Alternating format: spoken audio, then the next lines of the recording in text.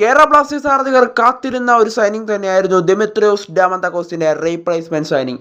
എന്നാൽ ബ്ലാസ്റ്റേഴ്സ് ഇന്ന് വൈകിട്ടോടുകൂടി അത് ഒഫീഷ്യലായി അനൗൺസ്മെന്റ് ചെയ്തിരിക്കുകയാണ്. ജീസസ് ജിമിനസ് എന്ന് പറയുന്ന സ്പാനിഷ് സ്ട്രൈക്കറാണ് ബ്ലാസ്റ്റേഴ്സിന്റെ പുതിയ സ്ട്രൈക്കറായി ഇപ്പോൾ എത്തിയിരിക്കുന്നത്. എന്തായാലും കേരള ബ്ലാസ്റ്റേഴ്സ് ആരാധകർ കാത്തിരുന്ന ഒരു സൈനിങ് തന്നെയായിരുന്നു അത്. എന്നാലിപ്പോൾ ബ്ലാസ്റ്റേഴ്സ് ആരാധകർ ഇനിയും കാത്തിരിക്കുക, ഇനിയും വരും 3 സൈനിങ്. അത് ഏതൊക്കെ സൈനിങ് ആണെന്നൊന്ന് നോക്കേണ്ടതുണ്ട്. എന്തായാലും ബ്ലാസ്റ്റേഴ്സ് ഇപ്പോൾ നോട്ടമിടുന്ന 2 സൈനിങ് ഇന്ത്യൻ സൈനിങ് ആയിരിക്കും. അതുപോലെ തന്നെ ഒരു വിദേശ സൈനിങ്ങും ബ്ലാസ്റ്റേഴ്സ് ഇപ്പോൾ നോട്ടമിടുന്നുണ്ടെന്നാണ് മനസ്സിലാക്കാനായിട്ട് സാധിക്കുന്നത്.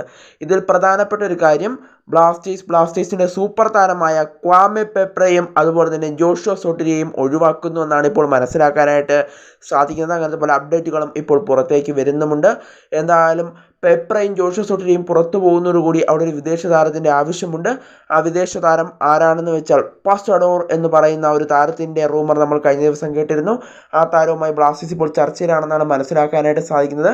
താരവും ബ്ലാസ്റ്റേഴ്സും തമ്മിൽ ഇപ്പോൾ അതിവേഗത്തിലുള്ള ചർച്ചയാണ് പുരോഗമിക്കുന്നത്. എന്തായാലും താരം ബ്ലാസ്റ്റേഴ്സിലേക്ക് എത്താനുള്ള സാധ്യതകൾ ഇപ്പോൾ 80% വർദ്ധിച്ചിട്ടുണ്ടെന്നാണ് മനസ്സിലാക്കാനായിട്ട് സാധിക്കുന്നത്. ഇന്നലെ 43%, ഇന്നത് 80% കുതിച്ചു കയറിയിട്ടുണ്ട്. എന്നാലും പസഡോറിനെ ബ്ലാസ്റ്റേഴ്സ് സ്വന്തമാക്കാനായി ശ്രമിക്കുന്നുണ്ട്. അതുപോലെ തന്നെ ബംഗളൂരു FC നിന്നും റൈറ്റ് ബാക്കായി കളിക്കുന്ന ഒരു ഇന്ത്യൻ താരത്തെ ബ്ലാസ്റ്റേഴ്സ് സ്വന്തമാക്കാനായിട്ട് ശ്രമിക്കുന്നുവെന്ന് 19 സ്റ്റോപ്പേജ് കഴിഞ്ഞ ദിവസം റിപ്പോർട്ട് ചെയ്യുകയുണ്ടായി. അതുകൊണ്ട് തന്നെ ആ താരം എത്താനുള്ള സാധ്യതകൾ വളരെ കൂടുതലാണ്.